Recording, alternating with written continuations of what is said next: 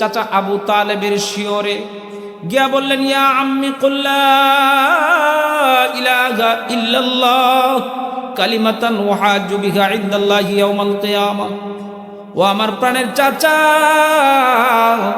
আপনি একটিবার পড়ে নিন, লা ইলাহা ইল্লাল্লাহ, লা ইলাহা ইল্লাল্লাহ।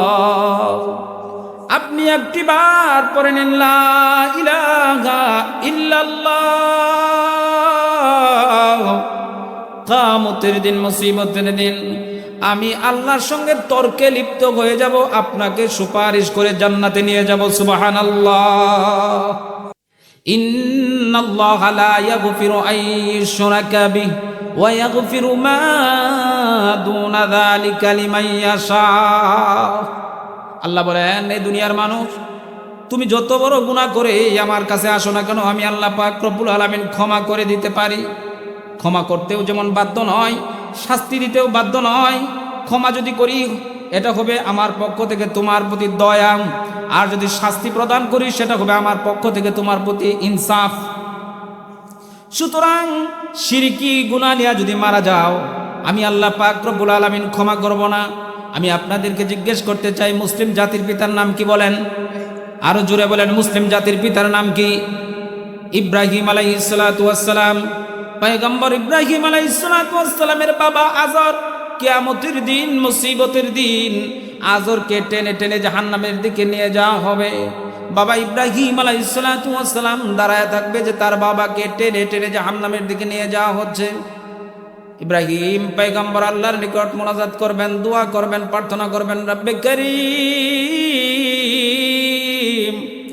আমার বাবাকে টেনে টেনে জাহান্নামের দিকে নিয়ে যাওয়া হচ্ছে, সন্তান হিসাবে আমি সহ্য করতে পারছি না। আল্লাহ পাক রব্বুল আলামিন বলবেন, হে ইব্রাহিম, তুমি তোমার পায়ের দিকে তাকাও, পায়ের দিকে তাকাও। ইব্রাহিম পয়গম্বর যখন পায়ের দিকে তাকাবেন, দেখতে পাবেন তার বাবা আজরের চেহারা আল্লাহ পাক রব্বুল আলামিন একটা জবাইকৃত শুকরের রূপ ধারণ করায়া দিবেন, বিকৃত করে দিবেন। আল্লাহ পাক ঘোষণা দিবেন, হে ইব্রাহিম, আমি দুনিয়াতে ঘোষণা দিয়েছিলাম আমি যত ধরনের গুনাহ বান্দা করুক না কেন ক্ষমা করব, কিন্তু শিরকি গুনাহ কখনো ক্ষমা করব না। নবীর বাপ, তারপরও আল্লাহ মাফ করলো না। কথা বলেন ঠিক কিনা?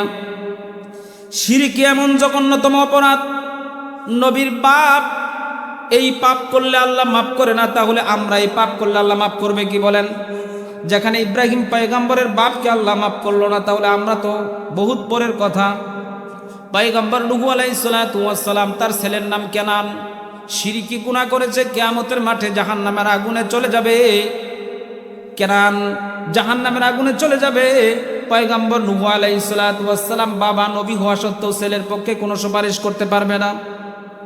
নবী বাপ হয়েও ছেলেকে জাহান্নামের আগুন থেকে বাঁচাতে পারলো না। পয়গম্বর লূত আলাইহিস সালাতু ওয়াস সালাম, তার স্ত্রী শিরকি গুনাহ করেছে, যার ফলে কিয়ামতের দিন পয়গম্বর লূত আলাইহিস সালাতু ওয়াস সালামের স্ত্রী জাহান্নামী হবে। তারপরে লূত আলাইহিস সালাতু ওয়াস সালাম তাকে বাঁচাতে পারবে না। স্বামী একজন নবী হওয়া সত্ত্বেও তার স্ত্রীকে বাঁচাতে পারলো না। আমার নবী, আপনার নবী, প্রিয় নবী মুহাম্মদুর রাসূলুল্লাহ সাল্লাল্লাহু আলাইহি ওয়াসাল্লাম, তার আপন চাচার নাম হলো চাচা আবু তালেব। নাম শুনেছেন তো? চাচার নাম আবু তালেব। নবী মুহাম্মদ সাল্লাল্লাহু আলাইহি ওয়াসাল্লাম যখন মাতৃগর্ভে ছিলেন, মায়ের পেটে ছিলেন, তখনই তো নবীর, বিশ্ব নবীর বাবা আব্দুল্লাহ দুনিয়ার জমিন থেকে বিদায় হয়ে গেছে। 6 বছর বয়সে নবীজির মা দুনিয়া থেকে বিদায় হয়ে গেছে। 8 বছর বয়সে নবীজির দাদা আব্দুল মুত্তালিব দুনিয়ার জমিন থেকে বিদায় হয়ে গেছে। দাদার অবর্তমানে অভিভাবকের দায়িত্ব পালন করেছে আল্লাহর রাসূলের প্রিয় চাচা আবু তালেব। 1 দিন নয়, 2 দিন নয়, টানা প্রায় 42টা বছর পর্যন্ত চাচা আবু তালেব আমার নবী মুহাম্মদ সাল্লাল্লাহু আলাইহি সাল্লামের অভিভাবকের দায়িত্ব পালন করেছে। যে আবু তালেব যখন মৃত্যু শয্যায়, নবী মুহাম্মদ সাল্লাল্লাহু আলাইহি ওয়াসাল্লাম দৌড়ায় গেলেন চাচা আবু তালেবের শিয়রে, গিয়া বললেন, ইয়া আম্মি কুল লা ইলাহা ইল্লাল্লাহ কালিমাতান ওয়াহাজু বিহা ইনদাল্লাহি ইয়াউমাল কিয়ামা। ও আমার প্রাণের চাচা, আপনি একটিবার পড়ে নিন লা ইলাহা ইল্লাল্লাহ, লা ইলাহা ইল্লাল্লাহ। আপনি একটিবার পড়ে নিন লা ইলাহা ইল্লাল্লাহ। কিয়ামতের দিন, মুসিবতের দিন আমি আল্লাহর সঙ্গে তর্কে লিপ্ত হয়ে যাব, আপনাকে সুপারিশ করে জান্নাতে নিয়ে যাব। সুবহানাল্লাহ। চাচা আবু তালেব অন্তিম মুহূর্তে সেই বলল, ইখতারতুন নারা আলাল আর। বাতিজা আমার, বাপ দাদার যেই ধর্মে আমি এতদিন বড় হয়েছি, ওই ধর্মের উপরে আমি মারা গেলাম।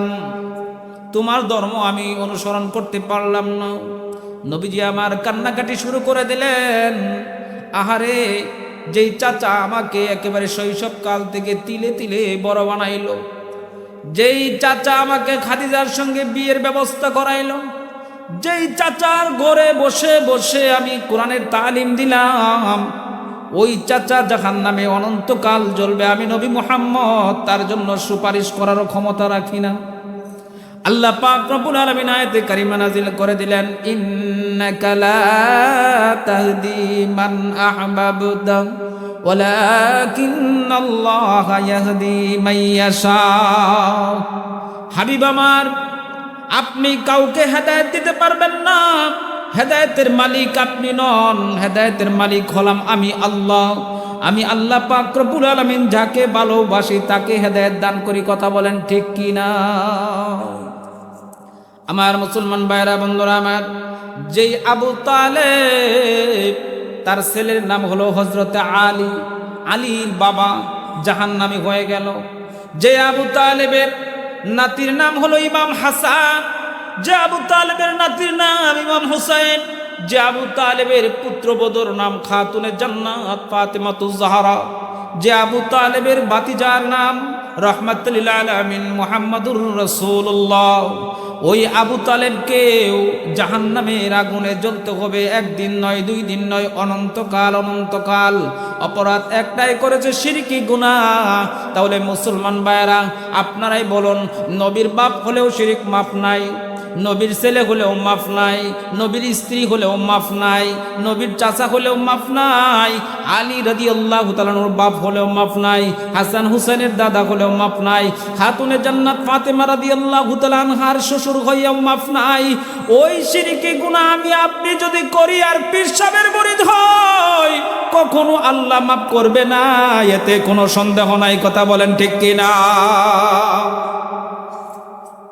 মুসলমান ভাইরা আমার, বন্ধুরা আমার, তাহলে শিরিক এটা কোন অপরাধের নাম? কোন অপরাধের নাম? সহজে শুধু বলবো, শিরিক হলো এমন একটা কাজ, এমন গুণের নাম, এমন যোগ্যতার নাম, এমন কাজের নাম, যেই কাজ আল্লাহ ছাড়া কেউ করতে পারে না, সেই কাজ আল্লাহ ছাড়া অন্য কেউ করতে পারে বলে বিশ্বাস করার নাম শিরিক। যেই যোগ্যতা আল্লাহ ছাড়া অন্য কারো মাঝে নাই, ওই যোগ্যতা আল্লাহ ছাড়া অন্য কারো মাঝে আছে বলে বিশ্বাস করার নাম হলো শিরিক। যেই কাজ আল্লাহ ছাড়া কেউ করতে পারে না, কেবল আল্লাহর জন্যই বিশেষিত, ওই কাজ আল্লাহ ছাড়া অন্য কেউ করতে পারে বলে ধারণা পোষণ করার নাম শিরিক।